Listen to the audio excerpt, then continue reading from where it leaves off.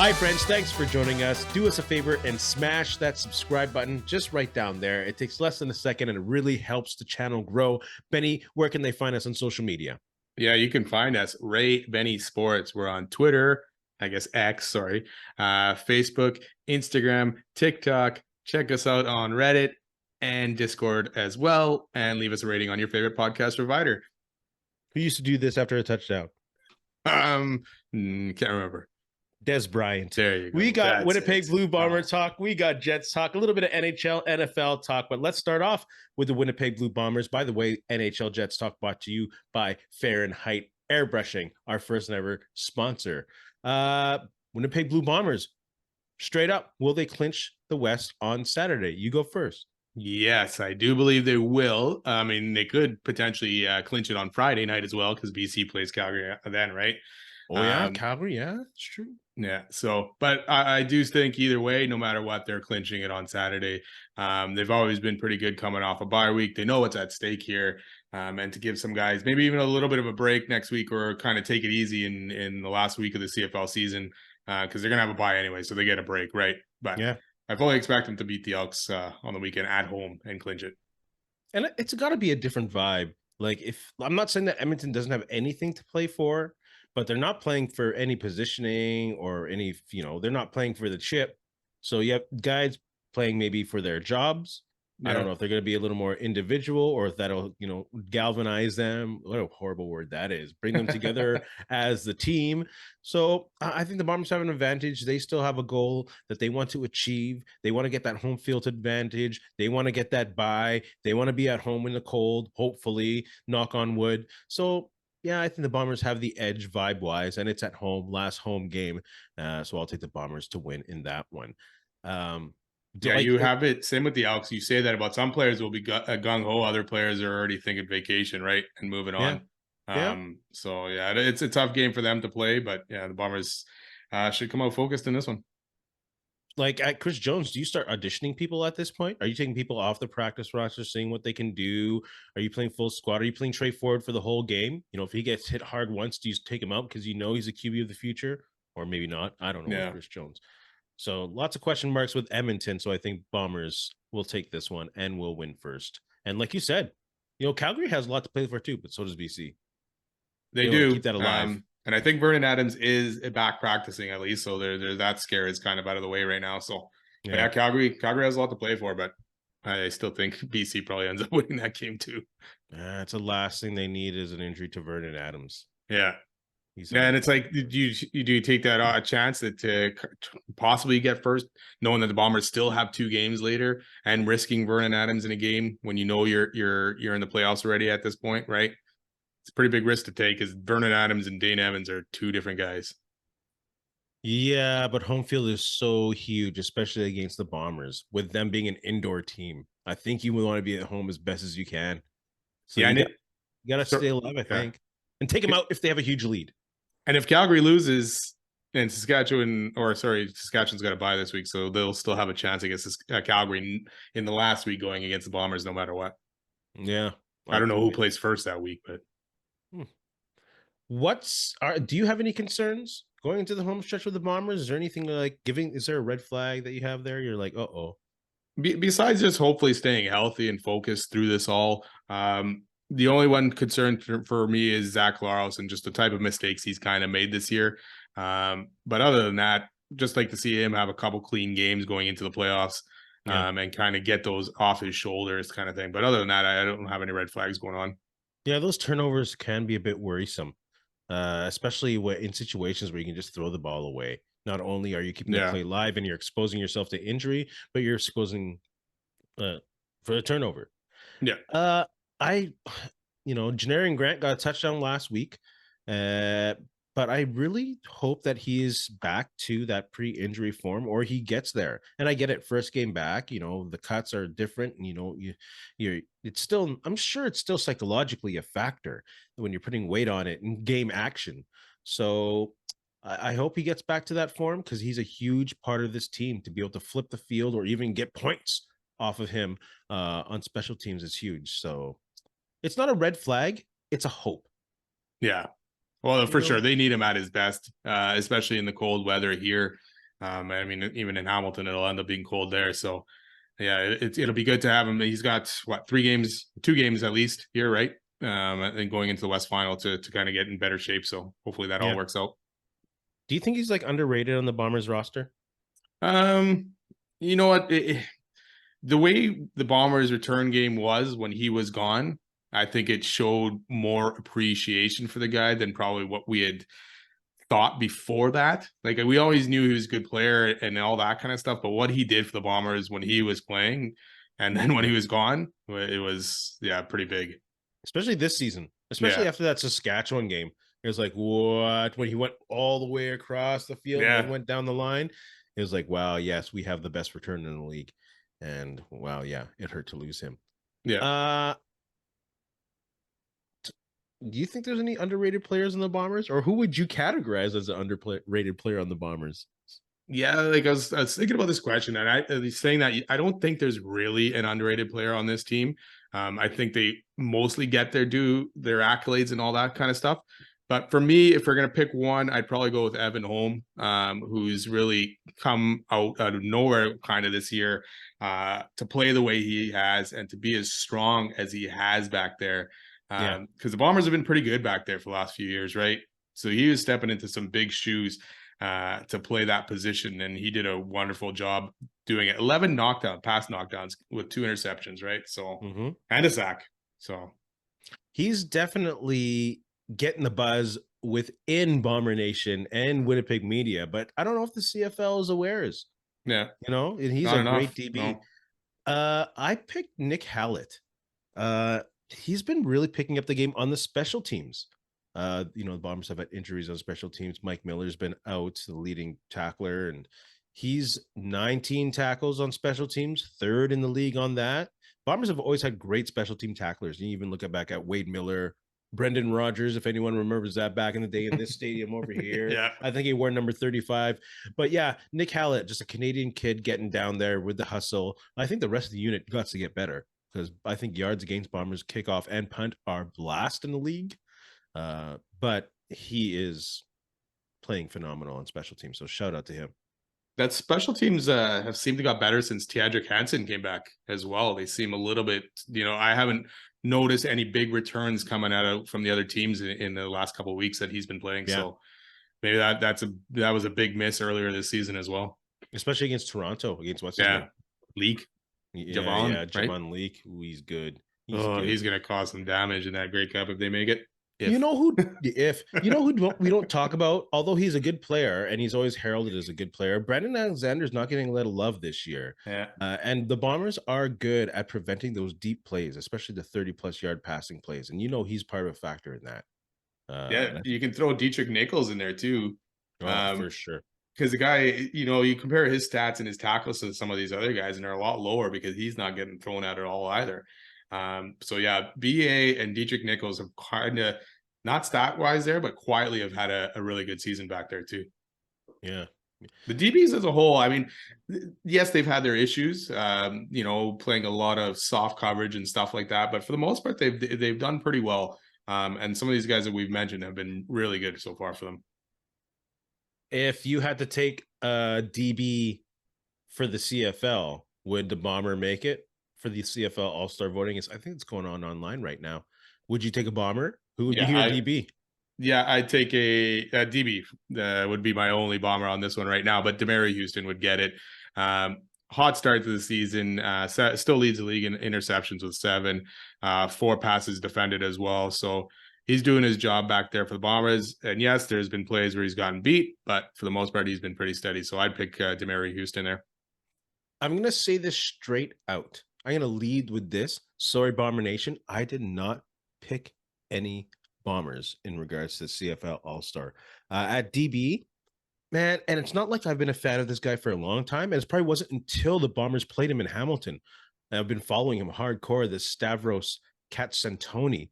This guy, he gets in the backfield as a safety. He has 55 tackles. He's all over the field. He kind of reminds me of, remember Taylor Loeffler that we had? And then he went to Montreal. Yeah. That kind of guy. He just gets in there, gets his nose dirty. He could probably play linebacker in a few years, but I really like that DB and a Canadian DB from Hamilton. Yeah, right on. Yeah, very good player. D-line, I think I'll go Canadian again. I'll go Matthew Betts. Hell of a year, 17 sacks, just creates havoc, 4 fumbles. He's crazy. He's a Yeah. beast on the line. And Jeez. 3 tackles for a loss. Throw that in there too. I picked him as well as my D line guy as well. He got 17 sacks. You're running away with that, you know. Yeah. So it's hard to top the guy who gets a lot of sacks. Do you remember Brent Johnson Yeah. he played opposite of Cam Wake. Yeah. And he was a really good, he was a Yeah. really good Canadian defenseman. He reminds me of him. Yeah. Who'd be your linebacker?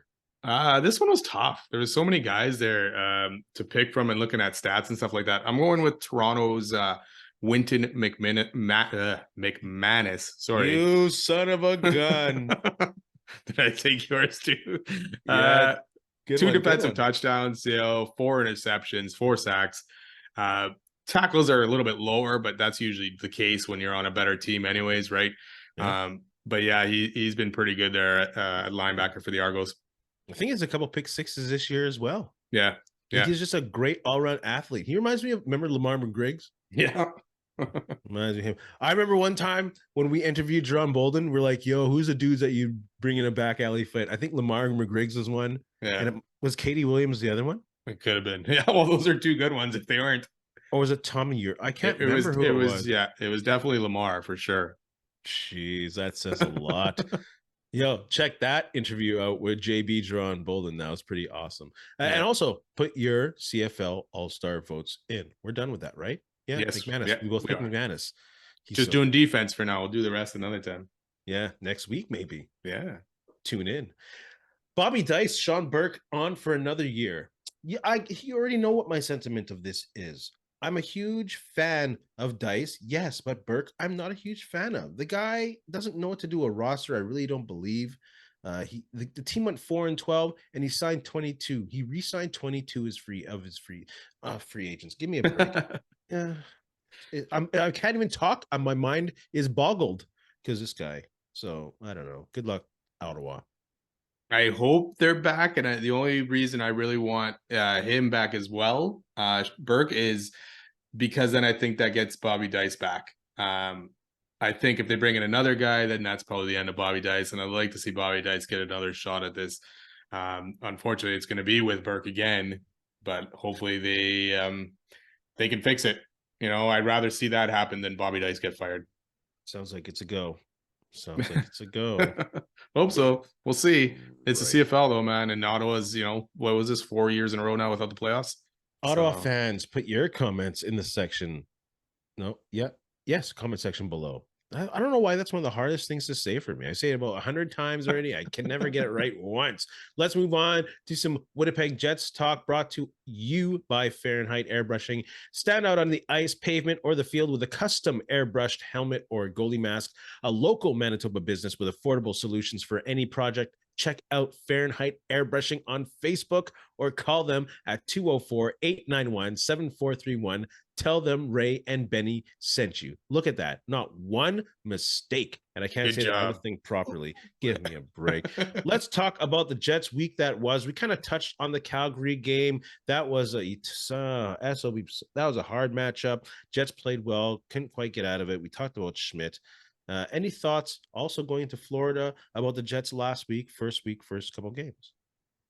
Yeah, I mean, they looked a lot better. Well, I mean, they looked good against Calgary. They just couldn't beat Markstrom enough there. We talked about that. Florida, another good game. The offense is purring so far, considering we thought the Jets would win a lot more games at lower scoring.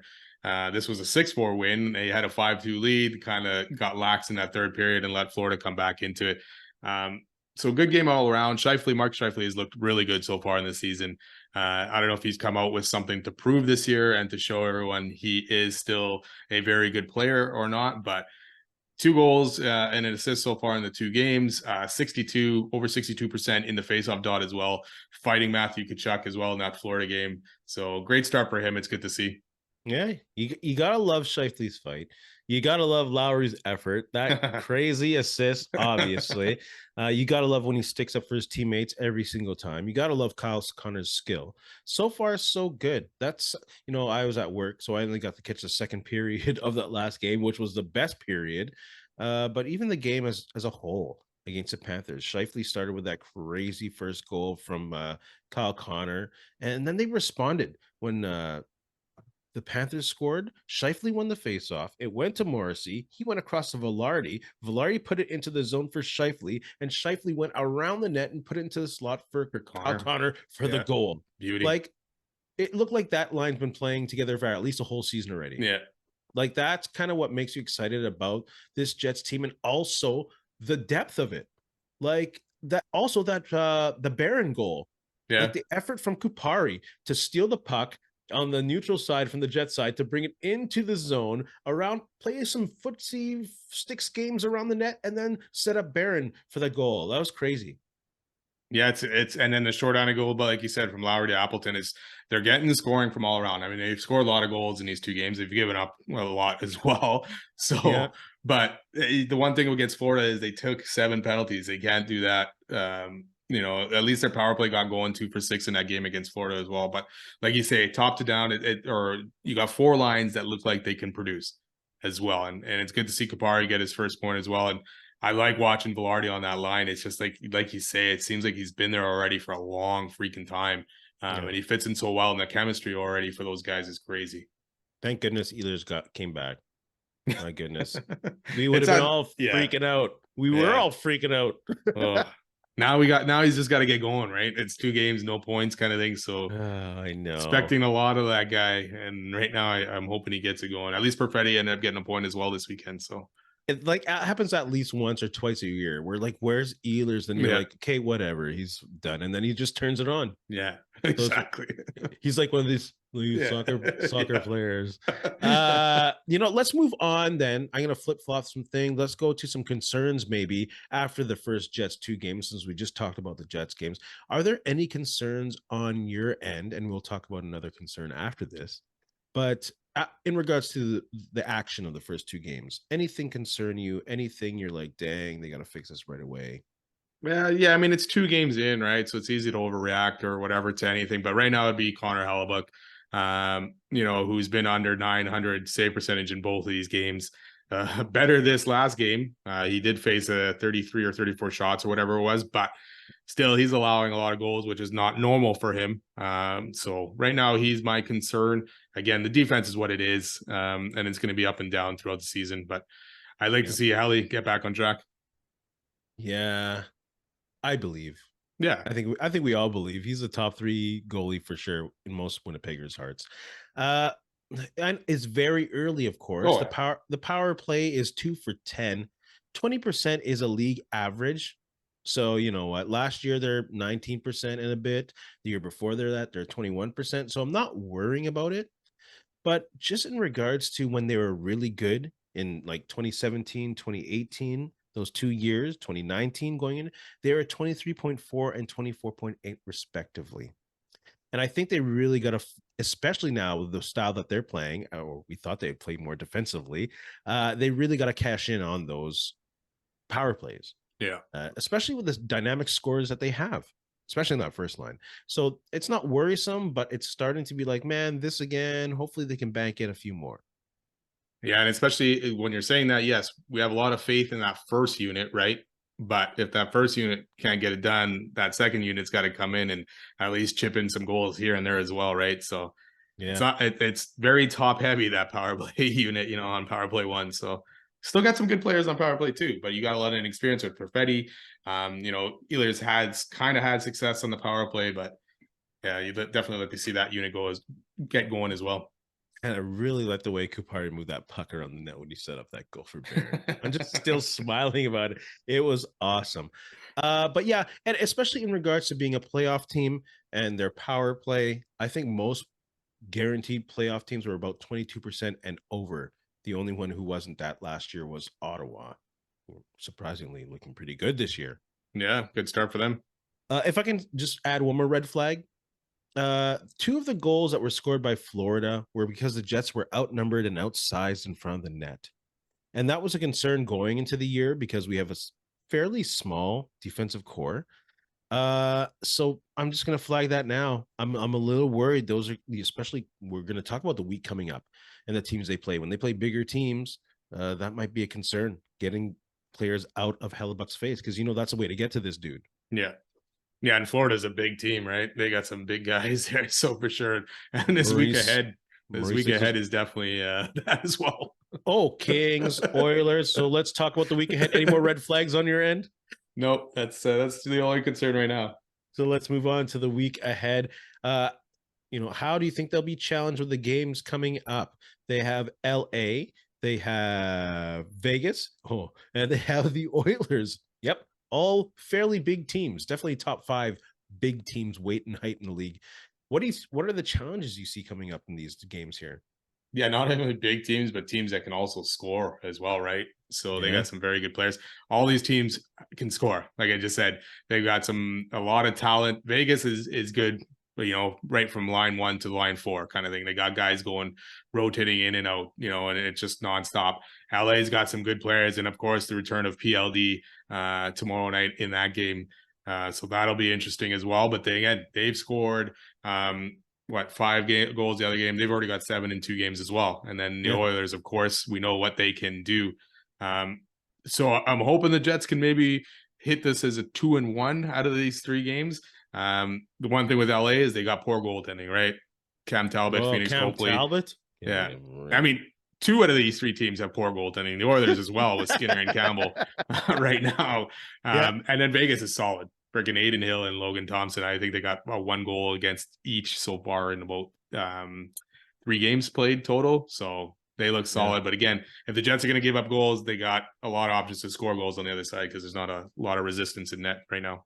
Yeah, let's not skip over this PLD coming back to Winnipeg thing. This is an issue. Almost everyone's writing about it. And you know what? People are writing about PLD and the vibe and he'll be booed. But how about the 3 guys on the Jets who are probably going to be inspired to show LA, hey, you know what? 1 for 1, I could have been trade value for this PLD guy. Yeah. Because, hey, they're looking good so far. Yeah, I mean, who knows how this season's going to end out, but right now I'm looking at Velarde, and I'm like, Velarde his effort would have been enough for PLD, right? And the second rounder. Yeah, for sure. And those other guys are kind of gravy at this point, right? I mean, PLD could go crazy and get 100 points, but for the type of guy that he was and the type of player that, he was good at some games and then some games he was totally non-existent. I like the deal so far, and, it gives him a fresh start in his start that he needs or something like that. That makes him feel better out in LA, probably less recognized than he was in Columbus and Winnipeg. So, hopefully it works out for him. But for tomorrow night, hopefully it does not. Yeah, they definitely can't sleep on LA. I know they're 0-2, but look who they played. Yeah. They played Colorado and Carolina. Yeah. Man, it's like the CFL schedule makers made that one up. Why are you going to start with that? Why are you going to start with that? That's brutal. So yeah, I'm excited to see the return of PLD. And let's not move on from Winnipeg Jets trades. We'll continue talking about the week, but quick thoughts on Blake Wheeler getting benched, time getting cut down. Do you think it's a case of us seeing the beginning of, well, maybe we saw it in Winnipeg, of a little less gas in the tank? Or is it just Wheeler needs to get acclimated where he is? Because he's a third liner and he's playing 12 minutes and he was benched. Probably a little bit of both, but we really did see him start to lose his speed over the last couple seasons, especially last year, right? And that was a big part of his game, was that speed, getting into that zone, setting guys up from there. So obviously you get older, that's going to fade fast. And when that's your bread and butter, it's going to be very noticeable, right? And it says, and even in the article, that he was slow and all that other kind of stuff. So yeah, age is catching up to him. It was always catching up to him. So, hopefully the season works out for him as well. I mean, I don't know what the Rangers ended up signing him for, because it wasn't for defensive play, because he showed in Winnipeg that he wasn't that, right? Depends what they really want to get out of him and what they're expecting. But to bench him this early, kind of weird, because again, it's only a couple games. Yeah, it's unfortunate to see, and I think this trend will continue with New York and the skill that they have. He's a third liner right now, and if a young guy brings more whatever jump to the line, then they'll put a young guy in. But I'm cheering for him. I want to see him do well. I don't want to see him drift off. It's kind of like Andrew Ladd like that, didn't we? Like we saw him kind of drift off. It's like, and man. Well, right after Ladd signed that Islander contract, there was that debate, Ladd or Bufflin, right? And Ladd rejected the deal here, apparently. And then he went to the Islanders, and everyone was like, "Oh, thank goodness," right? Imagine. Yeah. I hope this Buff, season goes well for Wheeler, ends on a high note, and then he can walk away. I would hate to see him, in and out of the lineup all season, and that's what he retires on, kind of thing. we talked about like the power play of 27, 18, and 19, but we also talked about the size of the teams. Like on their defense, they had Buff, Troops. Trouba, Myers, Sherratt, Yeah. Pullman. Yeah. Those are With big Morrissey. dudes. Six. Yeah. Well, he's not And, big, no, but he's Enstrom. good. Was Pullman there, or was Enstrom Enstrom's still on. around? Enstrom was, I think he's like a. I mean, Pullman's like a seventh defenseman or whatever. Okay. Enstrom was playing a lot with Buff or Myers, wasn't he? Yeah, and then he got benched in the last game there. But that's a lot of size on that defense, man, compared to what we have now. Sorry, any which way. I lament. Let's talk about the Vegas Knights. They started 2-0, both 4-1 wins against two decent teams, Seattle and Anaheim. And size and height again. It's gonna be tough. Yeah, and like I said, the goaltenders are already playing well. They've already scored 4 goals in each of those games. So yeah, they're not going to be easy, and obviously they're Stanley Cup champs. I'm assuming this is a game that Brossois ends up getting out of these 3 as well, right? So they're actually 3-0 already because they beat the Sharks as well Today. No, a couple days ago. Oh dang! They yeah, they played 3. Yeah. You don't think Brossois will get the? Or you think he'll get the game against them rather than the game against Edmonton? Yeah, I think Hellebuck would probably be in for that one. I Saturday night, Hellebuck going up against McDavid and Draisaitl. That's always a good battle. So I think Brossois gets a game against his old team. So well, Edmonton's also his old team. He's his first team, wasn't it? That's true, but he's been there, done that already. I guess he won the cup. Maybe he might get his ring, but that might be too much. He'll get his ring and maybe just sit down and watch. Who knows? That'll be interesting. You know what? They're paying him good money. They have to get him into at least 20 games here this season or more to give Hellebuck those breaks, because people are on Hellebuck's case, man, in his playoff performances, right? So yeah, I might put Hellebuck in the home games and then play Brossois. Who knows? That's why I'm not coaching. Well, we'll see. He's definitely getting one of these games. He has to, right? And we're not playing Hellebuck all week, right?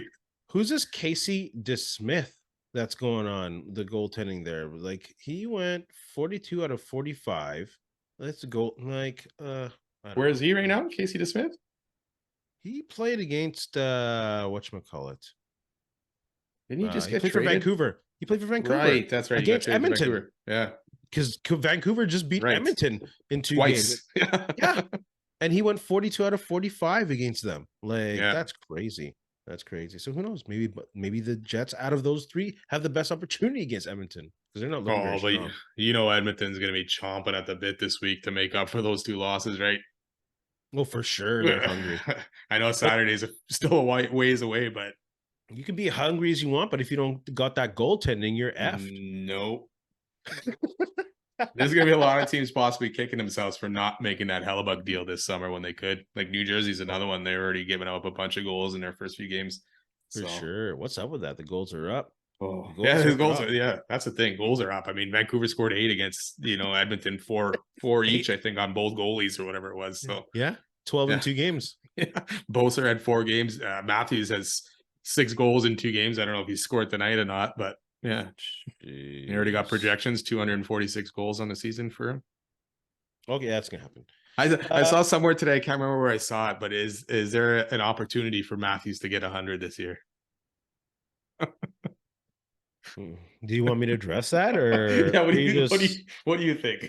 I think that's ridiculous. Yeah. I don't think it's gonna happen at all. No. I'll put all my money. Not all of it. I gotta pay rent for a bit, but you know what I'm saying. Yeah. So in these 3 games, like, who's gonna have a solid 3 games? Do you think on the Jets roster? I think this is talking about him. I think Connor Hellebuck's going to bounce back and look solid in the games he ends up playing this week. They really needed to. Or again, fans are already clamoring this guy's making $8 million a year and not looking like it at all. So I expect a big week from him. Yeah, I agree with you. I also took Connor Hellebuck, and this will be the challenge because, again, big teams going to be in his face, and I think that's the way he likes it.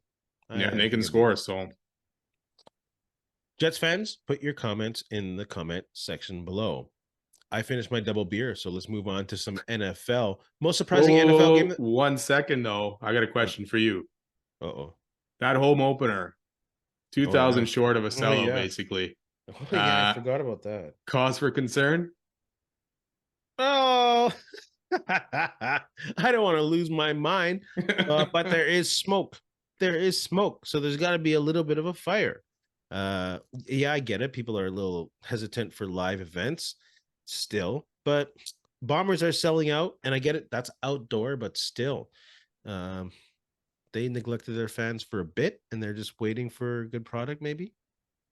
Yeah, it's been a lot of turmoil with this Jets team over the last few summers, going back to even their playoff run and then the expectations next year and not hitting it. So every summer feels like something lately. So maybe fans are kind of getting tired of it, but to not be able to sell out your home opener, like I understand maybe if, Tuesday, like even Tuesday's game against PLD, I expect that one also to be sold out or close to it as well. But you got to sell out your home opener when you're starting that low already. That's big cause for concern for me. So The I rest of the know, Canadian markets sold out their home openers, yeah, didn't they? yeah, pretty much them all. I guess that's the thing. It's Oh, your home opener, man. You should be selling man. that out. So hopefully things do get better. That's not a good sign for long-term brand loyalty. No, like you You know say what I though, they mean? neglected fans for a long time. Expected fans to keep coming, just raising prices, raising food prices, having these rules of not being able to leave the arena and stuff like that. It's just like they took all this stuff for granted, and now they kind of got to rebuild themselves again, right? So Yeah. Yeah, and I haven't been in this arena with all their, renos and all that, but I kind of really don't give a damn about that. no, That's not really been a part of the experience for me. And it's definitely not drinking 10, $13 beers. yeah. I just want to watch some good hockey and I'm fine. So I miss the I crowds being into it as much as they were early when they got back, right?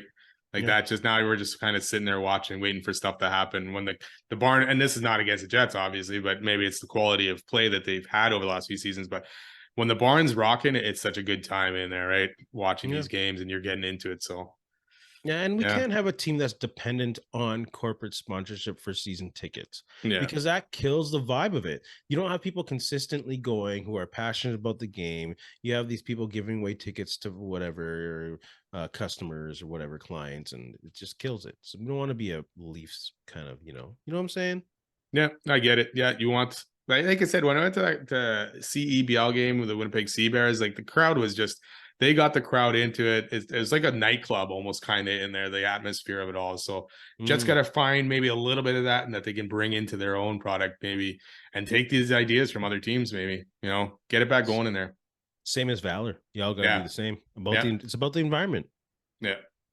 Can we talk about NFL now? Yeah, I guess so. Yeah, not very excited, are we? Most surprising NFL game? Do I have to say it? You don't have to. There's a couple. There was definitely a few.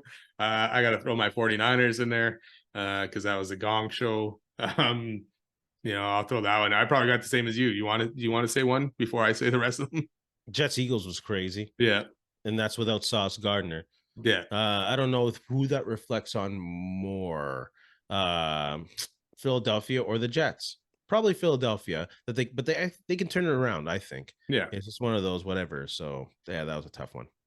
Well, it's just like the Niners. They've been playing so well. You beat Dallas like that last Sunday. You're thinking nothing but good things, right? Yeah, Obviously, Cleveland's got a wicked defense, and you're in Cleveland, so that's going to throw a couple wrenches into it. But the Bombers, the 49er offense did not look good. They did not get into rhythm. They got injuries, so that threw them off, and they just couldn't get it done. But Hurts to me and the Eagles as well have not looked, as good as they were last year, and they've no, gone by in their wins, right? And now this one caught up to them, and Hurts did not look good, especially throwing an interception like he did late in that game as well to give the Jets, three, the lead basically. So three eh, picks. yeah, three, and the last one was devastating, really, because he led to the Jets leading touchdown. I would have to say between those two games, Jets and 49ers or Eagles 49ers, the 49ers one concerns me because if Debo and McCaffrey continue to get hurt and both of them have injury histories, Purdy was exposed that game. So I'd Yeah, be concerned about that. he had some misses. Like that game could have been a bigger lead for the Niners before Yes. even CMC got hurt, but he missed CMC. There was one to Ayuk. It was a tough catch. Ayuk probably should have got it, but there was big plays that the Niners did not hit on when they were wide open too. That could have changed the complexity of that game, especially an interception too early by Warner that brought the ball in field goal range, and it led to a missed 50-something yard field goal. They got pushed back instead of going forward. So, and then not to mention the last kick of the game. Damn kickers. How about the Bills and the Giants too? That was a lot closer last night than it probably should have been. What a boring ass game that was. The Bills, trash. How they beat Miami and looked so good, in that week that they beat Miami, they've looked like trash since they've done that. Because Daniel Jones sucks. Daniel Jones didn't end up playing. It was Tyrod Taylor. That's what I'm saying. No. Giants played better. Yeah. Because they don't have that liability back there. Sorry, maybe I'm wrong about Daniel Jones, but I don't believe. I think they got suckered into that contract. They're desperate. Well, it goes to show you, though, right? Daniel Jones without Barkley was terrible. Barkley played last night, and the Giants were in this game, and Barkley looked good. So who should be the one getting $40 million a year? You got a quarterback doing it when the running back's the best player on the team. Preaching to the choir, bro. Biggest statement game, I'm going to go with the Texans beating the Saints. I think because of the division that they're in, that they can be at least a wild card contender. Yeah. And, they have the consistency of DeMeco Ryans at head coach in his first year. Their defense is playing good because he was a great defensive coach in the 49ers. That. Yep. And their offense with CJ Stroud, steady. Yeah, through his first making mistakes. That's it. So that's a statement game for me. I think they'd be a decent Saints team. They could end up winning that division even at 8-8, 8-9, or whatever, 9-8. Really, Jags are pretty good though. Yeah, they're hit and miss. Travis Etienne, man, dang. Yeah, but now Lawrence is hurt, so he may be missing this week. But they're so up. They're so up and down. The Jags, man, they look good one week, and you're like, okay, they're turning around, and the next week they'll play, and I'm like, so. You know what they need in Jacksonville? Yeah, Bill Belichick. You think there's no way he's getting fired mid-season, right? He lost the season at least, right? No, next year. Yeah. Next year. He got his Tom Brady in place. Go to Jacksonville, bro. Retire in Florida. And he could take over the Dolphins. I'm just kidding. Oh, no, they got a good coach. They got a good coach. Yeah, they do. They hit the big one. Hey, a lot of ex-Niner coaches, Saleh, DeMeco, and Mike McDaniels is looking good so far out there. I'm going to go with Detroit. Yes, they've won some big games already this year, but they went into Tampa, a place where they haven't won very many games, if any. And Goff against a D that looked pretty good in Tampa Bay. Goff went for over 350 yards, couple touchdowns, nice clean play. And then on the D side, which has been probably Detroit's Achilles heel for most of the time, because even with Stafford, they had some good offenses, but their Ds were always terrible. But that D shut down the Tampa Bay offense. Yes, probably not the best quarterback in Baker Mayfield, but they got two good wide receivers, and that D shut them down and held them to only 6 points at home. So Detroit, to me, may have stepped up and to be the NFC team right now. Man, Tampa Bay is lucky they're in the NFC South. Oh, yeah, all those teams are. That division sucks. Holy that's another one that someone will win with either 8 and 9. A lot of divisions will be like that this year. Man. Yeah. Who knows? Hey, maybe the Bengals made a statement with their defense this week. Shoot. Shut down Geno. That's right back in the thick of things at 3-3. In the AFC North. Like another 9-8 division, maybe. What a joke this year will be. Yeah. I was gonna say those teams seem a little bit better than the NFC South, but who knows, right? The Ravens are No, like Cleveland's defense is pretty good, but their offense is terrible. Oh my gosh. And the Steelers, they have no offense. All good D's there. All good D's there, basically. I mean, Cincinnati's got the offense, should have the best offense there, right? Yeah.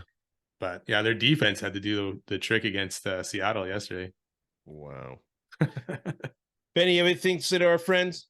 You know what? Thanks a lot for listening. Thanks to Fahrenheit Airbrushing. Go Bombers, go Jets, go, and have a good week. And in the famous words of Lou Holtz, if what you did yesterday seems big, you haven't done anything today. Hey, friends and neighbors, don't forget to check us out online on Facebook, TikTok, Instagram, and Twitter at Ray Benny Sports. And don't forget to check out our YouTube channel. Leave a like, leave a comment, tell us what you think.